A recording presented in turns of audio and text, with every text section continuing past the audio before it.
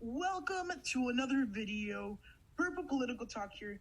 And today we also have another episode of our highly successful Purple Projections podcast, which was a joint venture with Unbiased Election Predictions. And this episode we have a special guest that is doing the episode with us. Red Blue Politics. Go check out his channel. He is growing very quickly, and just go and get him to, he's currently around 50 subscribers. Let's get him to 75 subscribers and everything will be great. So, UEP, how are you? Hi, Purple. I'm doing really good, and I'm looking forward to this. And Red Blue, how are you? Red Blue, how are you? Good. How about you guys? I'm doing great. So, is there anything Good. that you want to... Is there anything you want to say to your followers before we begin? Just glad you guys could be watching this. I know this might not how you wanted to spend your night, but glad you're here. And UP, is there anything else you want to say to your followers? I'm just really glad you guys are watching, and I hope that you guys enjoy our debate. Yeah, so this episode we're going to be talking about mostly about very important issues in this 2020 election, and these are pressing issues that are affecting people nationwide. So we're going to start, and it's going to be a discussion type, like a podcast. It's a regular podcast. It's not going to be structured as a debate, but it technically will be. So why don't we get started, because we only have limited time and we don't want to make this video super long for you guys. But listen and stay tuned, because it's a great video for you guys to watch. So let's begin. So first question, what is your stance on charter schools? What I mean by this question is that, do you think charter schools should overtake traditional public schools as the main system of public education? So let's give the floor to UEP. Well, I think that's a really good question, and I don't go to a charter school, so I don't know like the whole experience. But charter schools, I think, are very good for our country, and there are aspects of them that I like and dislike. So first, I like the fact that we have publicly funded schools operating on their own. It's kind of like a good experiment, even though they've been around for a while. And I think charter schools are very helpful for families that can't afford public schools, but they provide very high quality education. However, I don't think that we should be taking any more money away from our public schools. Our public schools are the future, and charter schools should not become involved in taking money away from public schools. That's my stance, but I do completely stand by charter schools, and I think they are important to our country. I personally, I feel with charter schools, they're a great option just because they bring private education, which is very good in the United States, and brings it and mixes it with public education. So maybe some people that could not afford maybe to go to a regular private school, now they have an option to get some more technological education. Yeah, our public schools are behind, but also I guess it's also a lack of innovation. And yeah, it's a very pressing issue, and I guess public schools are losing money constantly to these charter schools. But again, there's also a very big impact that economically, I think almost everything is easier when privatized. Think about it, like if, for example, healthcare is another big issue, but if it's privatized, it's a little bit more simpler to manage. When the government has to do a lot of these things, it takes a lot more work. So, Red Blue, what is your current stance on charter schools? Basically the same as UEP's, pretty much. But I think, when we were talking about public schools and stuff just a second ago, I think one of the most pressing issues we do need to talk about is school choice, because it's really harming a lot of other communities. Yeah, so this is school choice. Charter schools is technically school choice. So what is your stance on that? Do you think it's good for the country, bad for the economy, all these different things? What is your stance on the issue? Yeah, it's good. It's good. Yeah, because I know I live in one of the poorer states in the United States. We have one of the highest poverty levels in the country. So it's really needed in these parts of in this part of the country, because I know especially here we have super high crime rates, and that kind of goes in with the whole messed up public schools and education system here. So yeah, I think that they are pretty needed. Yeah, education is one of the biggest and most important issues, and specifically with charter schools and school choice, it's a thing that generally has been mostly promoted by Republicans because they want to like privatize everything. And again, sometimes privatization is good, sometimes it's pretty bad. But I think in this case, it's pretty good in the way that it allows people, for example, like Red Blue said, that maybe are in low poverty, in very high poverty areas, to go and get these experiences, especially because a lot of these poor school districts are losing money and they don't have enough funds to take care of every student equally. So this is a great discussion on this issue. Yeah, I know my school definitely is like, it's definitely not up there. It's a public school. It's not like a charter school or anything like that. But Yeah. I think charter school would be very good for a lot of the students to go here. Because I know my school has like very poor students, very poor, very low income families go to my school, and it's really rough to see how some of these people live. I think it's like a 60% divorce rate or 60% single parent household rate in my school. So like it kind of ties in with a lot of the issues that could be solved from making like schools better, right? You know, And like, you agree? sorry, but I just want to say that privatization. I'm a pretty progressive person and pretty liberal on most ideological scales. Privatization is not necessarily a bad thing in all cases.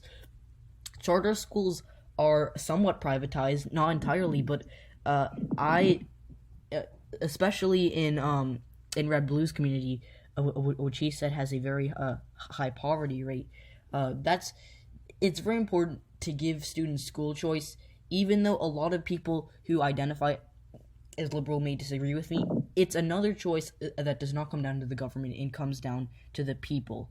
They can go to whatever school they want, and a charter school does fall into that category of a school that you can have that you can choose to go to but not pay. And I think, and again, I said this, but charter schools are very important, and especially in a community kind of like Red Blues. Yeah, so Personally, I don't live in like a poor neighborhood myself. I just wanted to make that clear. I just know a lot of people near me that do. So don't think I'm like this poor, hobo or anything. Right? Yeah. So like, for example, I attend a charter school, and the opportunities and the things that they offer you, they're very great. I'm not poor or anything of that matter, but just the options of charter schools is great because then you have very high preparations. Where usually the public schools in the area where I attend schools, they're mediocre to okay. But nonetheless, I think charter schools are a great option. And let's move on to our next issue. And I think we kind of all agreed on charter schools. They're a good thing for everyone. Mm-hmm. So our next issue is, what is your stance on Medicare for all who want it? So in the 2020 presidential election, especially in the Democratic primaries, this was a big issue. We had the likes of a Pete Buttigieg or even a Joe Biden who were kind of like, nah, I don't like this Medicare for all idea. And they said, for all who want it, yeah, you can have it. And then you have the other extreme, Elizabeth Warren and Bernie Sanders, who kind of like that single payer Medicare for all system. So what is your stance on this? Red Blue, you have the floor. So personally, I'm against it. I think making things owned by the government, something like that, like universal healthcare, right? I don't think that we have the money for it. Like, obviously you can get like a high tax rate or whatever, but in some parts of the country, that would not be very good. I just wouldn't trust the government with my healthcare too. I mean, my dad had a stroke back in August. My mom had a breast cancer surgery in November, and our single payer healthcare system really helped us out. And I don't think if the government would provide like such a good quality of care. I mean, look at Canada. Oh yeah, free healthcare, right? But the quality of their healthcare is really bad, and there's many people from Canada, in fact, that come to the United States so they can have better quality of care. Like the waiting times were horrible. The how long the excuse me, got off track. Yeah, it's free, but like the tax rates on a lot of things are super high, and so basically that's my opinion on it.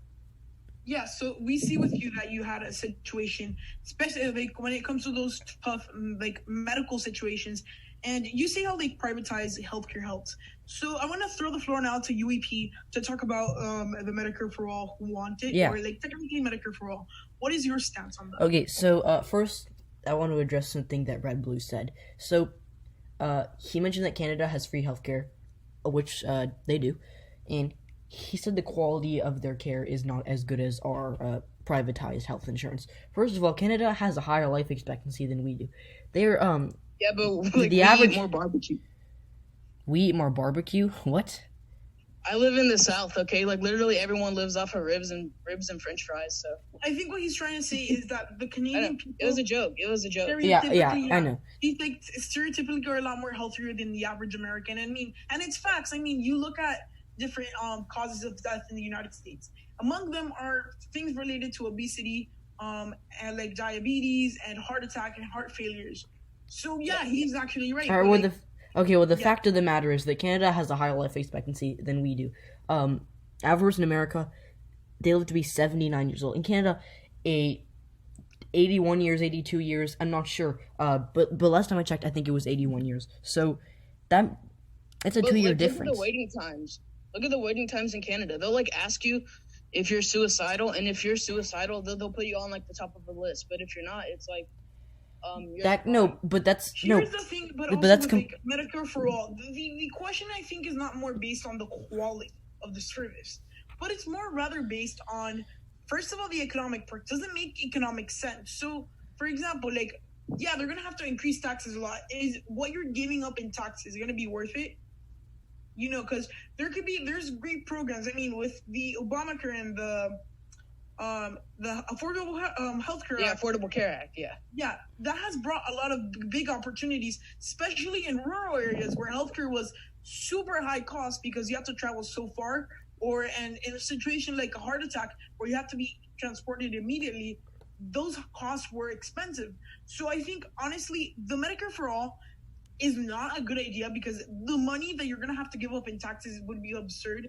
Because at the end of the day, you don't usually experience something big when it comes to your health yearly. The average American, for example, yeah, there's the big majority of people that have something minor. Yeah, and then you also have the big people that are going to be suffering like big injuries and big things.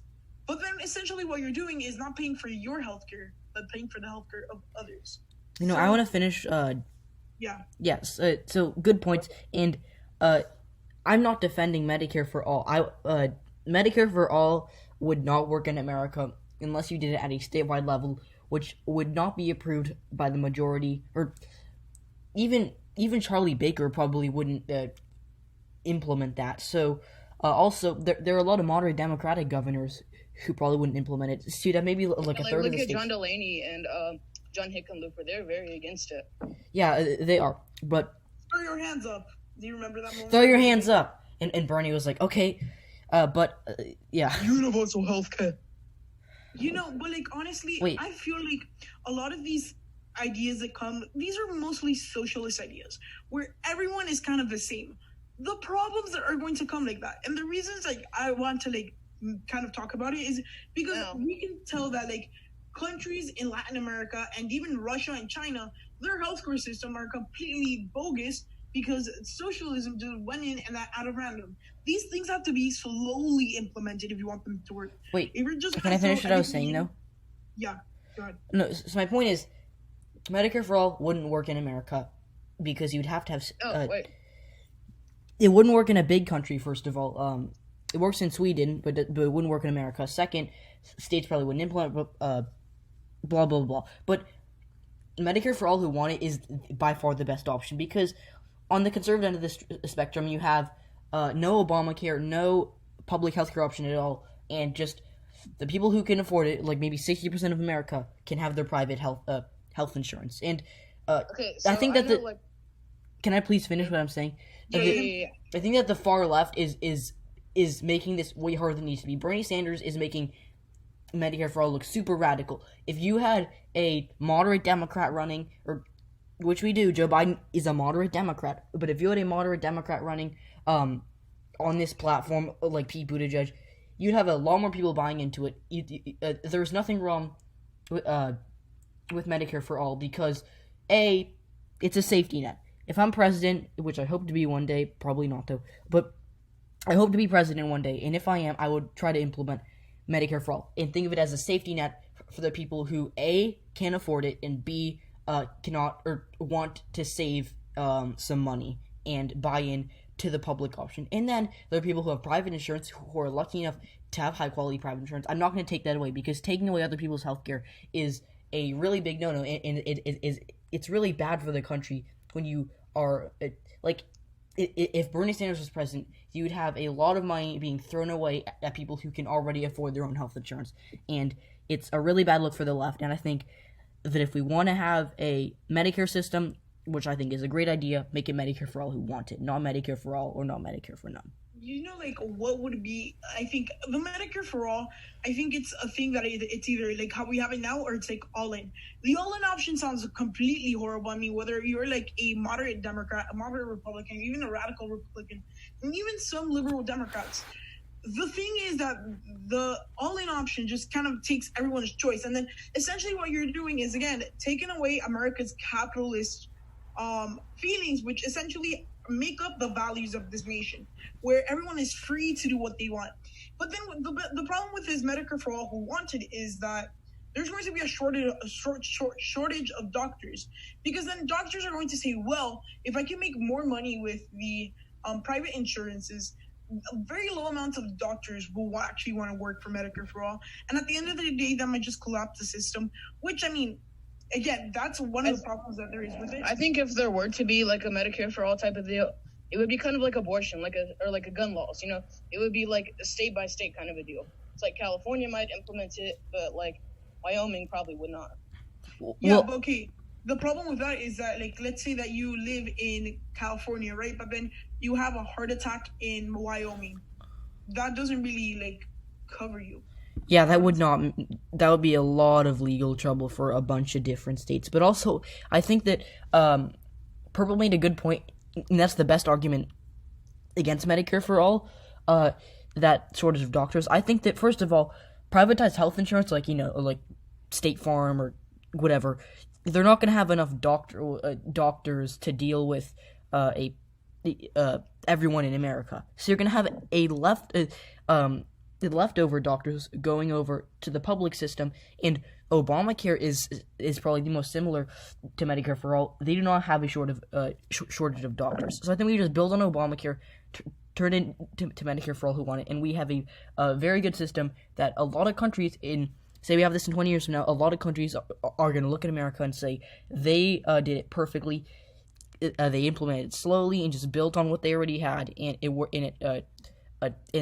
fit in perfectly. That's what I think the goal should be. I'm going to explain to you, because, okay, a lot of you know that I'm from Venezuela, and I come from there, and I kind of have lived some of these things firsthand. So, essentially what the government did in Venezuela, which, I mean, it's a different scenario because it's a lot smaller country. I think it's like 10 times less population. But the effect is going to be the same. What ended up happening is that they did a Medicare for all who wanted, technically speaking. So the hospitals that were, like, paid by the government and things like that, they went completely broke. They didn't have the supplies and things like that. While you went to a private hospital with your private insurance, there were, like, state-of-the-art hospitals where you could get the treatment that you wanted. So that's the thing that's going to happen. And then that's going to be creating more of a class divide. And we saw in Venezuela, they did the same thing with that. They did state-owned grocery stores. And so you could get your groceries at a cheaper price, or you can get them privatized, but you're guaranteed that you're going to get everything that you wanted. So you get what I'm saying here? I understand that, but Venezuela, they jumped into it. We need to build on Obamacare, first of all. And second, yeah. Venezuela did it very poorly. They had a dictator as their leader who didn't understand. Can we just, like, add something, though? Like, state of the economy. Like Bernie Sanders and people, if you look at the history, he's going down the same path as people like Maduro, Chavez, and promising people all this free stuff, healthcare, right? Yeah, and where are you going to get? When he gets into power and he starts taking over all these businesses, what are people going to do? Like, I don't. That's why I don't trust things like that. Yeah, so I think I'm gonna put like a stop point here with the Medicare for all argument, because if not, we're gonna be here for like days and we Yeah. have like limited time. So, it's a very interesting subject, I guess, and we can honestly see that there's many different arguments. You have the people that are completely against it, the people who are completely for it, the people that are in between and really they don't care. So we're gonna move on and move to our next topic, which is about the budget. If the U.S. budget is cut short, which one should go first, education or defense? So this is a question like more of like a scenario. So I'm gonna give the floor to UEP. This is easy to me. We can either invest in the future of our country, our children, who are going to be making all the calls in the next, well, in 10 years from now, well, 20, just however long you want. It's either our children who are the future of the world, or investing in something that we might not even need to invest in. To me, it's simple. It's education. First of all, we're not in a war right now. Well, I mean, we still have troops in different regions of the world, but like we're still like based kind of everywhere with different military. I know, but we're not in a full-scale war with any country right now, and America is the strongest country in the world, and no one's gonna mess with us in the foreseeable future. No one's gonna do that. No one's gonna come and attack America directly. They have learned. Look at history. America has come on top in every single war except Vietnam, and I'm very proud of America in that regard. But for me to continue being proud of America, we need to invest in education. It's simple. Education is the future, and when you have a bunch of kids who are being educated at low quality public schools, it's gonna you're losing a whole generation of innovation, and that is truly scary. Because if you lose a whole generation of innovation, you're 30 years behind all our enemies, and that's worse than cutting the defense budget for a year. Well, and considering that we're already behind, like it would just be I mean, it would be absolutely horrible for us long term. Well, but like I mean, this issue, I mean, it's not like it's partisan, because at the end of the day, I mean, governments, whether it's Democrats or Republicans, have been cutting education for years, like statewide or even nationwide, federally.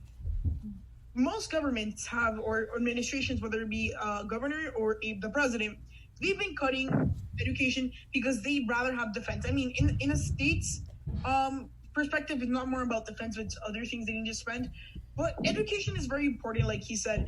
And we already have a big gap. Look at the kids in South Korea. Look at the kids in Japan. They're highly prepared.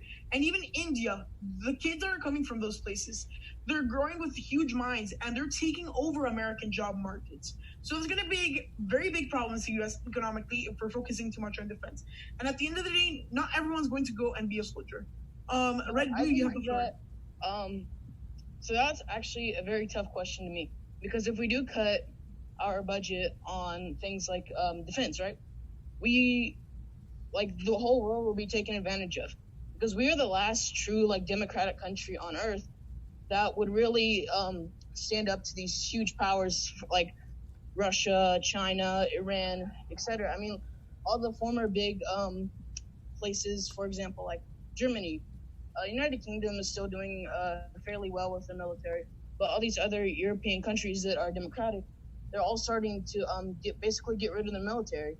And then once the last democratic country on earth starts decreasing that spending, all these big, huge countries like Russia and China and North Korea, they're going to start taking advantage of that and try to implement new governments and new dictatorships in countries that say are developing, like India or like South Africa, you know? When has being militaristic ever helped the country? I'm just asking you. Well, I mean, there's been scenarios when it certainly has. That's why I said it's tricky, because, you said, we have a whole generation coming up of educated children, but we also need to defend the rest of the world. Otherwise, all these huge countries are just going to start implementing new governments and new dictatorships and all these. They're too scared to do that. Everyone's scared of America.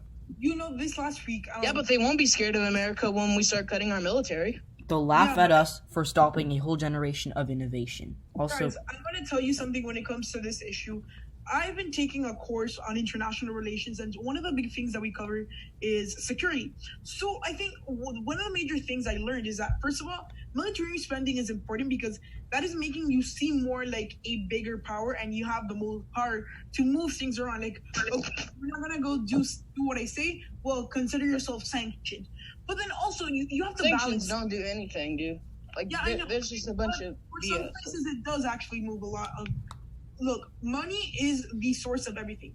If you have a lot of money, you can do whatever you want. That's why you see a lot of these billionaires who do horrendous things. They might not even get prosecuted because they paid the judge a bribe and like it's super hush hush that no one even knows. But the thing is that defense is an important thing to have. And considering the fact that the United States is losing a lot of their military force, I mean, with their allies, because a lot of their allies are like downsizing their militaries.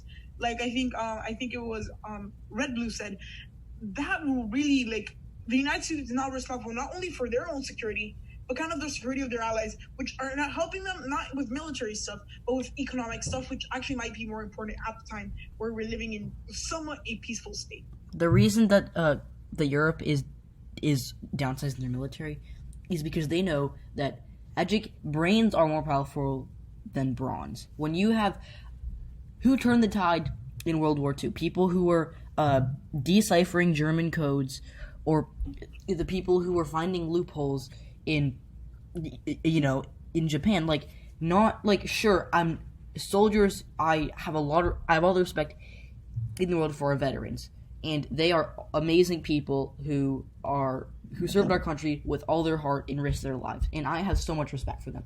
But bronze are not as strong as brains, and if you throw a bunch of uneducated morons on a battlefield, it's not going to turn out well for you.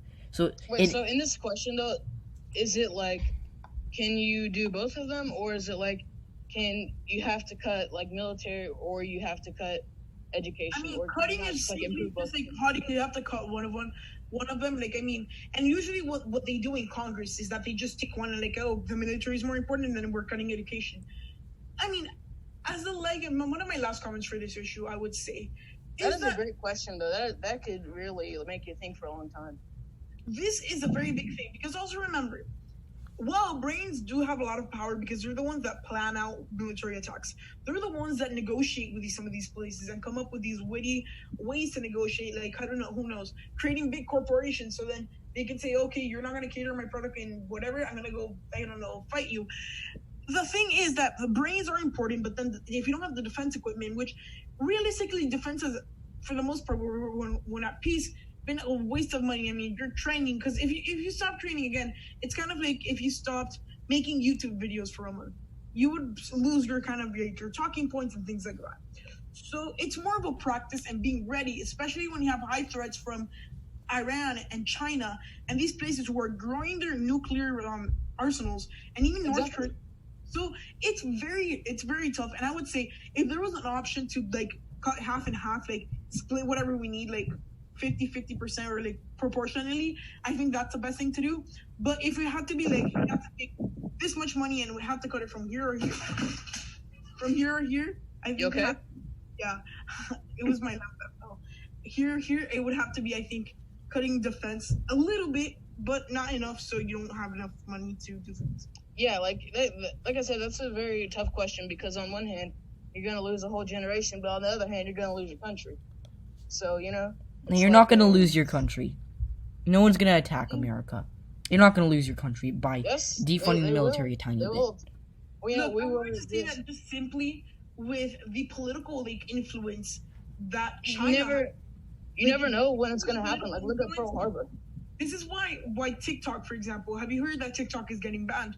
And one of the big reasons for that is that China has been influencing the United States over the last couple of years, and no one's been noticing. Now, I mean, most of America's next generation, whether that be like people our age or even just people that are going to start voting this year, they're getting things into their mind that are not true. So China is misleading the information about about Trump because they want to push the more liberal agenda because that's essentially their goal. They want to dominate. China wants Trump to win. No, they don't. Because remember, think about it. China is very liberal. China beats Trump every time. They want to take advantage of him. So does Russia. They beat Trump every time, and they know it. Here I have a major disagreement with you. Just to think about it logically, why would China be helping Donald Trump? There is no Because they know that they can outsmart him every time. Wait, but no. But what about like the trade war and stuff? They're just gonna take a beating from that. Joe Biden's just gonna take those jobs and put them back into China. And a lot of these places, what are they trying to do? Look, believe it or not, like I might sound a little radical with this, but I think that again, bringing back to my connection with Venezuela, it's something that I value dearly. Socialism, I can see it when it's moving. China is trying very hard to influence the United States and bring it down. There's many different aspects, like for example, drugs. That is a big part of why people start thinking about all these different things. And believe it or not, although it may be like something that a lot of people might do for recreation, it's just a way for people to start influencing you. Because what are drugs? Just a form of influence. So China is trying to push all these different things so they can start taking control with politicians they kind of like finance to end up and taking control.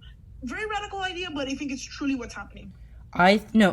China, like, it makes sense on an ideological scale, because China is very super liberal, too liberal, and they would end up closer to Biden than Trump. But again, Joe Biden served under Barack Obama. He has a lot of experience, and Donald Trump. I think that they know that that they can outsmart him every time, and they've been doing it. They did it in the trade war. They did it every time during his term, and that's why they want Trump to win. I understand, but like here I disagree with you, because again, Donald Trump has been like trying to get these like sanctions. Obama never tried to do that. He's been trying to do that. Yeah, but like Biden, look, I don't see him as a globalist. Biden is a very good person when it comes to personality and even just like domestic issues. But when it comes to foreign policy, I would say the United States is a lot more safer with Trump just because of his way of managing things. Again, at the end of the day, Donald Trump was a businessman, and businessmen are fierce. And I think that's one of the more redeeming factors for Donald Trump and his administration. It has been somewhat of a foreign policy, which is more active than maybe something like the Obama administration. So we don't need to have an active foreign policy. We need to stay organized, because right now we're crumbling from within, not from China attacking us. Donald Trump is doing nothing to heal the divide in our country, and that if our country does, no one is going to be able to heal the divide. Yes, they are. It was never this bad under Obama. It was never this bad under Bush. Yeah, you're saying, look, this political divide, and I think it was all created by outside forces that want to get and take advantage of the United States. Because look, now people are focusing, okay, we have to unite the country. But while everyone's too busy doing that, the people from the outside, we have to have good foreign policy, because then people are going to come in and attack. And then the United States might say, we don't have anything to do because right now we are not talking to everyone and unified. That is the thing I have there. Wait, so China's going to come attack us? I highly doubt that anyone's going to attack us. What about Pearl Harbor? Just an example for Pearl Harbor. Yeah, that was 80 years ago. Yeah, okay, but like, so it's still foreign policy. It's still military. It is, but that was 80 years ago, and you had a crazy. What about 9/11? That was just like 20 years ago, and we didn't see that coming. That was now we have a. Yeah, that was terrorism, and again, America wasn't divided, and Bush could have done nothing to stop. No one saw it coming, and America was doing fine, and then boom. 9/11 happened. I understand where you're coming from, UEP, but what I'm saying is that we have to look at it from an outsider's perspective. If you're a country like China, who's been trying to gain influence, I don't know if you've known, but they've been buying votes in the UN with countries in Africa by investing a lot of money. They're trying to buy relationships with these poor African nations. Yeah, like Angola. What they want to do is the power struggle. They want to be the most power. They want to be the most powerful nation in the world, and just crumbling the United States and making them divided. So when a time of crisis happens, like coronavirus, no, they didn't come together like as this. Everyone was like, no, this and that and this and that, and it was so divided that easily a state like China could have come and boom, attacked the United States, and we all would have been. But they didn't. They didn't, but it could have happened, and it's a very anything could have happened. Anything can happen, but it's more not what can happen, but how likely something is to happen. Considering that China has been trying to influence U.S. politics for the last, 10 years, this is something that could happen. So I think, okay, we have time constraints. Should we move on to the next topic? Yeah, I think no one's going to because we're just going to be yelling at each other for hours. Okay. That was my point of view. I mean, everyone has their own point of view, but... Yeah, tell us in the comment section who you agree Yeah, with. Yeah. Okay, this is a very interesting topic because this is currently like with U.S. like domestic policy, and it's one of the hottest issues that we have right now. Should the federal government encourage municipalities to abolish their police departments? So, as we all know, the federal government, Absolutely not. That's a the bunch federal of government hippie cannot, they BS. cannot like completely go down all the way down to the bottom and say all police departments are banned. So the question is, have they encouraging? So do you think they should do that? Like completely abolish? Whose turn is it? Mine or red? Blue? Yeah, I think it's red blue. No, go for me. No, I think that's a horrible idea, honestly, because we already pretty much have bad crime rates in a lot of the cities, for example, like Detroit and Chicago, for example, right? And so if we abolish this police, just imagine how much that is going to jump the crime rates. Like, it's going to be full anarchy, too. The whole entire country will be trash, chop, whatever you want to call it, right? It's going to be the whole entire country if we don't have a police force. UEP? In America, as the third biggest country in the world by population, we need a police force to police our streets, to police the whole country. As a leftist who does not want to see Trump reelected, the far left, some people call me far left. I'm kind of, Hold on, can I just add something? Yeah? Yeah. So, like, this isn't related to the topic. I just wanted to say, don't assume, if someone says they're leftist, don't assume that they're a communist. If someone's a right-wing, don't assume they're a Nazi. Because that's what's dividing our country in the first place.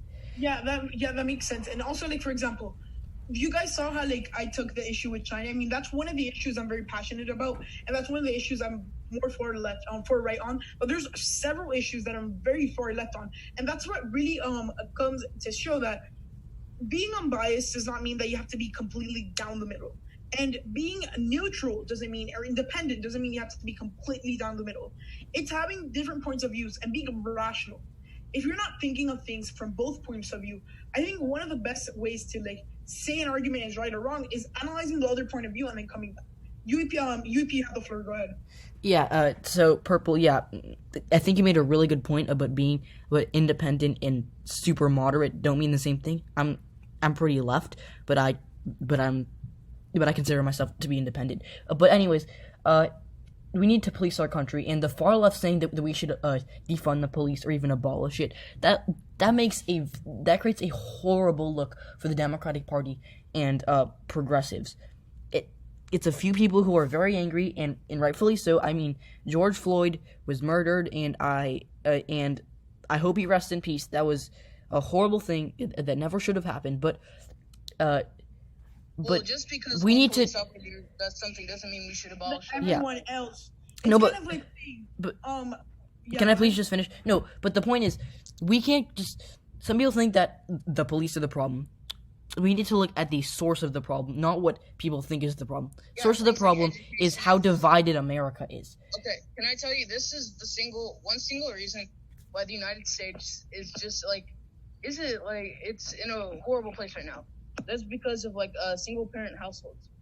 Like, the most unlucky thing that the most unlucky starting point you could ever start in this country is in a single parent household. Like, if you live in a 2-parent household, right? You have basically the world set in front of you, unless you become some kind of a degenerate that smokes and does stuff like that. That is the biggest single reason that we need to fix, and we need to stop letting people live off of the welfare program in the United States. 63% of immigrants live off of welfare, and we need to also fix black on black violence. Okay, but those are the biggest reasons. Yeah, but here's the thing. Also, hold on. I think that's kind of off topic. So look, when it comes to this, that's from the source that we start with. Yeah, that's the source that you start with. But it's the same thing as saying that. Okay, you've heard on the news a kid kills his mother or something crazy, one of those crazy news stories that we see. I don't know, once in a while. And then by that means, I mean, if they say arrest every single kid in America, that doesn't make sense. Yeah. Okay, and then there's another thing. We don't know the full aspects of things. I don't think it's fair enough to say, well, George Floyd was, the way that they killed him was certainly very unjust, but we don't know the complete background to that. We don't know, because remember, a lot of things are hidden, and they usually come out later in the process in justice. And who knows, maybe it could have been a crazy scenario where something crazy had happened and the police officers had no other choice. Still, very inhumane and everything. But I think at some point, it has to be a life or death situation for the police officers. And I mean, by that same argument, we've seen many police officers killed before. So it's kind of like, why? America has a lot of crime. And it's, again, there's many sources. I think drugs is a big source. Another big source is, like he said, like different, like when you're starting off like with your life, when it comes, if you don't have the right path set, you might get like through these different paths, and then bad things should happen. Anything else, Yuki or no? Well, I agree that that it's they're in a bad spot being born in a single parent household. We can't fix that though. But what we can fix is the racial divide in America. We need to heal the divide, and we can't do that when you have a president. Well, actually, yeah, we can. We can't fix we can't do that. When we have a president who's tweeting his supporters yelling "white power." That is just so. If he thinks that, fine. I don't agree with that, but he should not be tweeting that as president of the United States. Second, abolishing the police again is a really bad idea because most police officers. Can I please just finish? Most police officers are very good people. It's just there are a few bad apples who are making them look horrible, and I do feel for them. Plus, it'll put abolishing the police. It's putting thousands of hardworking Americans out of their jobs. So it's a really bad idea all around. But there are things we can do to fix it. I'm going to give you the big point of this. It's communications. So I think there's like a ton more positive police officers. There's the police officers that see you playing basketball, so they get out of their cop cars and start playing basketball with you. Or like you're having a lemonade stand or something like that, and like a little kid's having a lemonade stand, and they go and buy a lemonade or something like that. Those news stories that are a lot smaller, they're not getting shown. And I think that's what painting the police as this super ultra evil source of like justice, and justice is something that's deserved. So the same way that that there's racial injustice in the United States, I think honestly all types of justice need to be in the United States. Not only racial, but then if you break a law, you have to be held accountable, because then if not, we're gonna have an anarchy, which we saw that they tried an experiment in Seattle, and how many people died? A couple of people died because of violence, because there was no police to enforce the laws. I think we should table the topic, but yeah. Red Blue, is there like your last point that you wanted to make, your last statement? Well, I think if we were to abolish the police, it would be instantly like, I don't even know how that would happen. Like, it would probably just go to the Supreme Court and be like overturned or whatever. But if it were to happen, like, I think that there would be like a citizens' revolt, because it is super unpopular. I don't know the exact percentages, but I know it is one of the most unpopular ideas in the United States. And it's basically just like the French people on the corners of the internet and some like far left people that are advocating for this. But the majority of Americans do not support the abolishing of the police. I'm going to tell you something.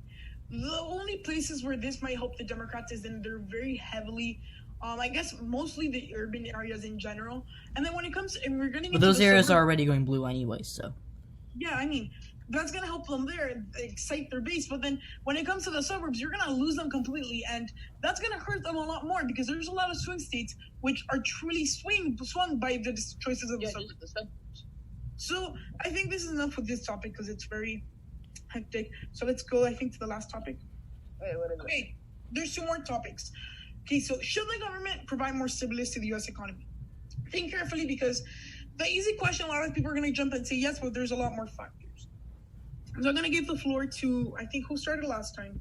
Go to UEP. I started last time.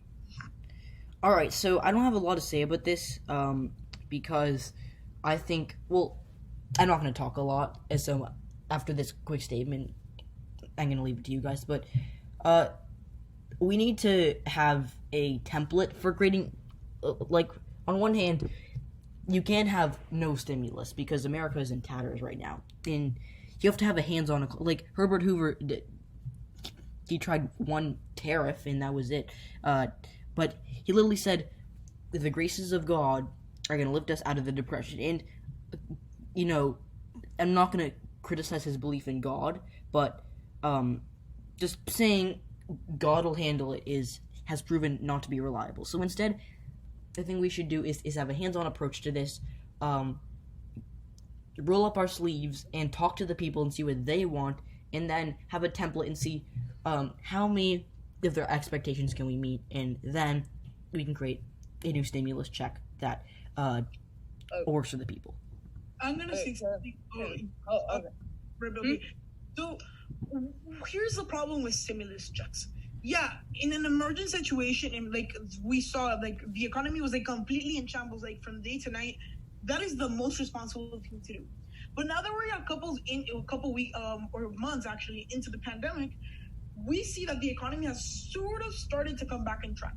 So releasing a full stimulus check would be irresponsible because, again, people are not using the stimulus checks for what they're supposed to. The stimulus checks were originally intended, one, to pay your bills and things like that, and also like start the other industries that were completely shut down and they're not even allowed to reopen. For example, the travel industry was completely in shambles after coronavirus.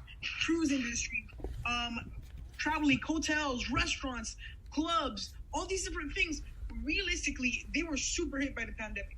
If people are going out to the mall and they're buying luxury things with the check they were supposed to pay their water bill, or they were supposed to go out and, I don't know, at least like go and spend money in these restaurants so they can go and circulate, what is the point of sending stimulus checks? So the government is buying you a new bag? What's the point of that?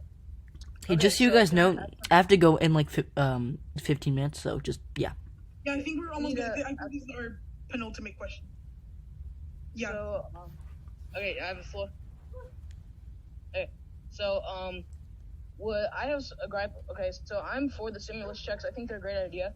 But one thing I have a major gripe with it is that it needs to be adjusted by the cost of living of each state. Because my parents, like, you know, when they go to work, they make so-and-so much a week. But the people that they had a furlough are making even more than them just based off of the stimulus checks. Yes, that might work in Hawaii, California, Massachusetts, right, where the cost of living is so high.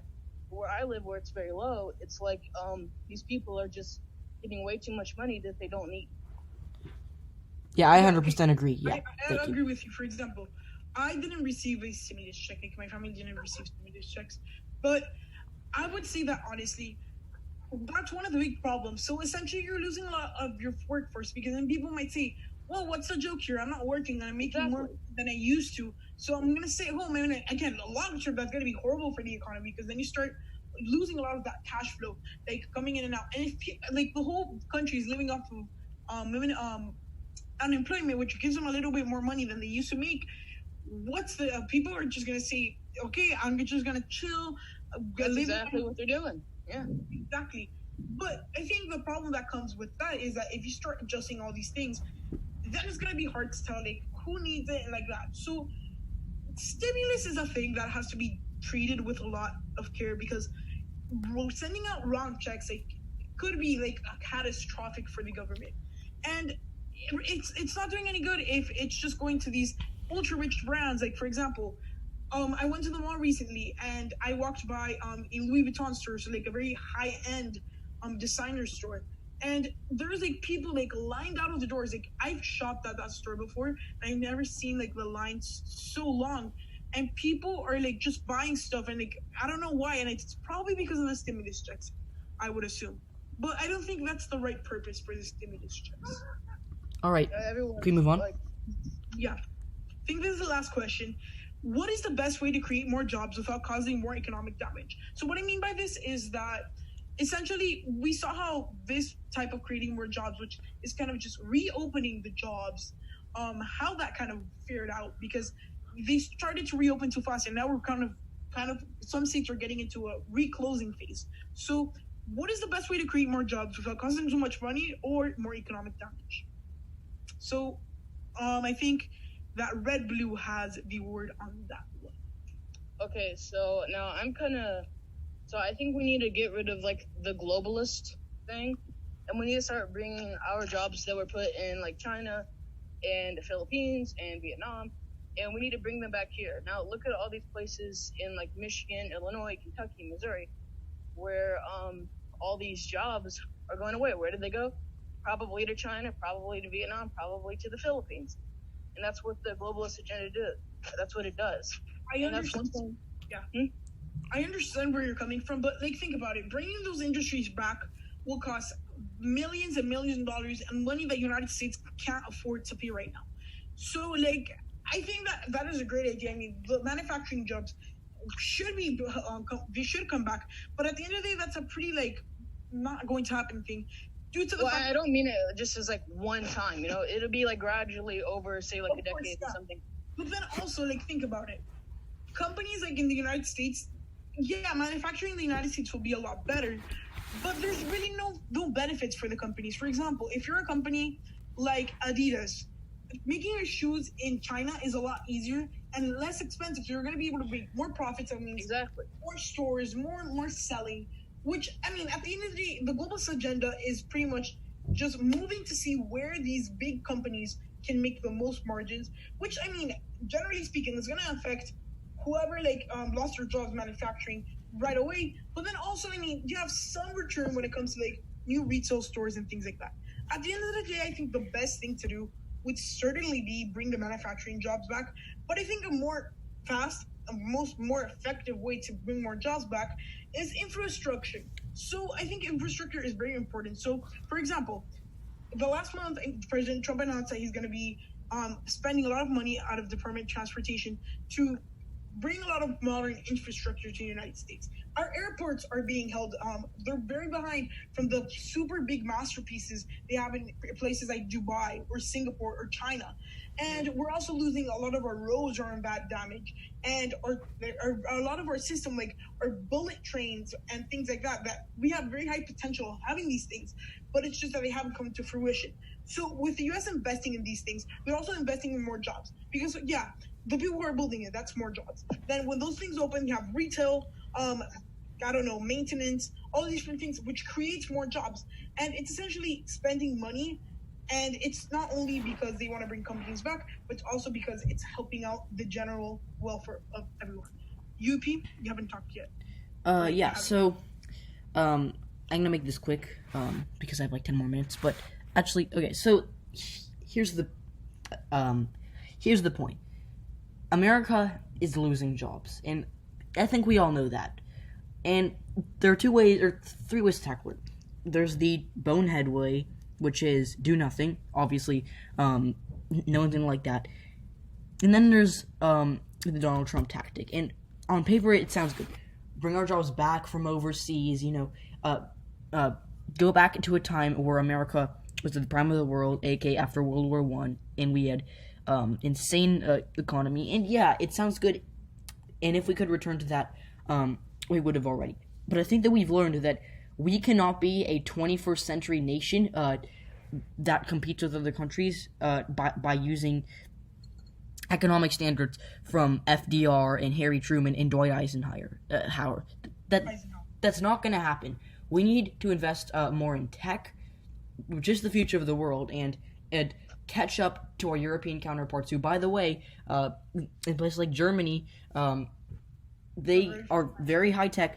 Bullet trains, kind of like you mentioned, very good idea. But infrastructure is important, but we have to invest in killing two bats with one stone. Or in this case, two crises. No, at the end of the day, but can I finish, please? Yeah, go ahead. No, so to do this, we need to tackle climate change and the fact that we're losing jobs quickly. We need to kind of move away from the auto industry and move more to the tech industry. And to combat climate change, I know this is a super bold statement, but we need to implement the Green New Deal. The Green New Deal would create 30 million new jobs, and it would only it would kill like 10 million, if that, no, like 5 million. But those 5 million people who are losing their jobs can transfer over. Here, Blue, please mute yourself. But they're going over to the new climate change friendly jobs that are going to rebuild this country, reboot the economy, and turn it into a true futuristic economy that will dominate the world for the next 100 years while tackling climate change in our country. It is by far the best idea. It is a very good plan, and as president, I would probably issue, or if I couldn't pass it through Congress, I'd probably issue an executive order that would include parts of it, kind of like a It loophole. sounds like you're trying to campaign for. Wait, can I just mention Hold on, something though? I was gonna say something. I mean, sorry, Red Blue, but the Green New Deal, yeah, you're saying that there's going to be 3 million, but then you're losing 5 million jobs. The fact of the matter is that, first of all, what's the point? Because like not everyone's going to directly transfer to, because they're different skill base. I mean, for example, if you're like in auto industry, and for example, and you transfer all those people like to solar jobs. I mean, not solar jobs, like green jobs. They're not the same thing, and these people are not going to want to directly transfer. So there's going to be 2 million people without jobs, which could increase more because remember, once people are without jobs, then there's that big domino effect that continues to happen because of cash flow, which at the end of the day will not be good for anyone. And I think the Green New Deal sounds a great thing on paper. Like you're going to have 3 million new jobs, you're killing 5 million, but then you're probably going to get those back. But then I said 30 million. 30 million. You're killing 30 million? Oh.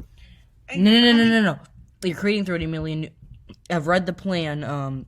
You create 30 million new jobs, and I'm just my guess, killing around 2 to 5 million jobs. Well, no, because then you also have more jobs that you're killing in the process, I guess. But then also either way, 30 million new jobs is a very good thing. It's very good, but then also wait, can I just say something though?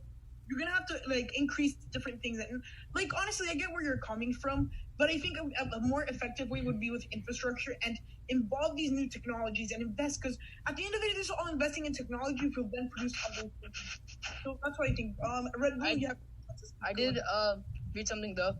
If America went like 100% green, it would not change climate change barely at all.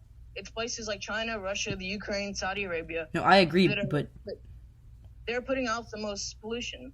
And like if we went 100% green, it would not change the course barely at all. We need to lead by example, though. Yeah, but like, hold on. I think climate alarmism. I definitely believe in climate change, but I think climate alarmism is a whole different story. Okay, so back back in 1922, they published this article, and it was like, oh, the ice is gonna all melt, and if we don't do anything in 5 years, the whole world's gonna end. That was back in 1922, and we're doing the same thing now. And all these predictions, like Kiribati, Tuvalu, and all these like Pacific nations, they would be underwater by 2000. New York City was gonna be underwater by 2016, but it hasn't happened yet.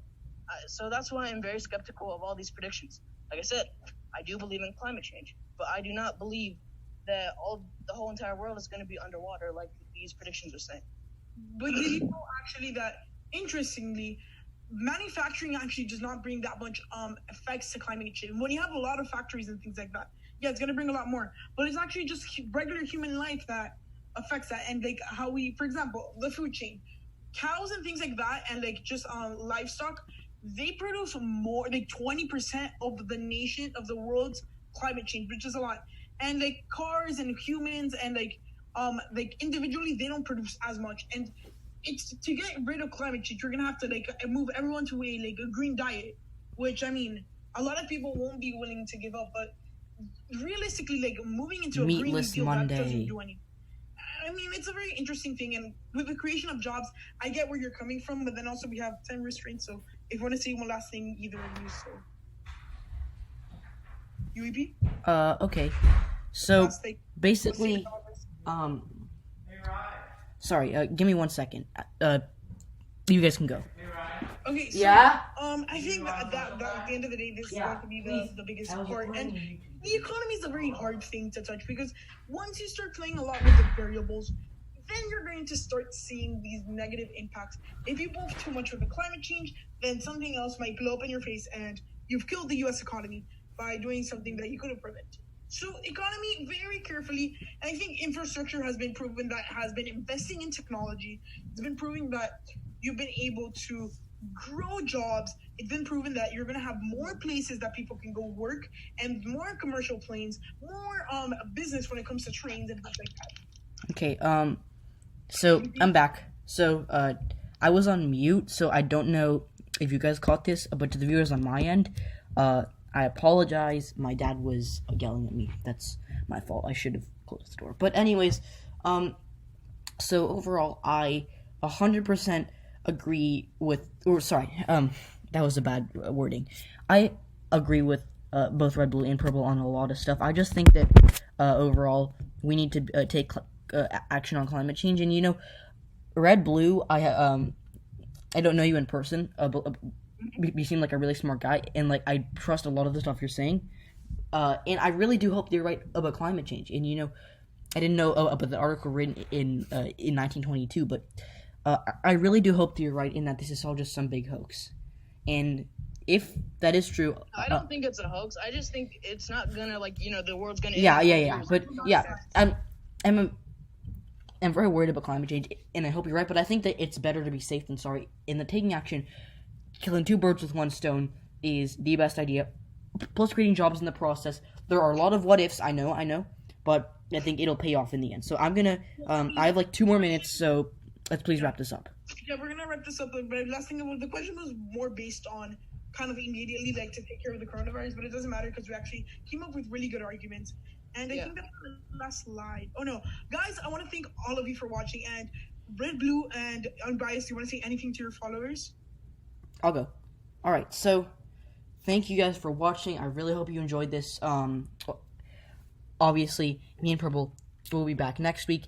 Tell us you think, not necessarily like won the debate, but like I think all of us made good points. Like say at 3:14, that was a good point by Red Blue, or at 5:36, that was a good point by Purple, or something. Just tell us in the comment section, and I hope you'll sub to all 3 of our channels. All 3 of us do provide great content, and I hope you can help us get up there with EP and, official. Can I just say to some of the people like in the comments, right? Take notice from us. Like we have all different opposing political views. Like PPT, he is more of a centrist. UEP is more of like a more on the liberal side. I'm more on the conservative side, and we can still all come together and have a discussion. I noticed that places, especially right now in the United States, where we're so divided, it is very good that we can all come together and have these discussions.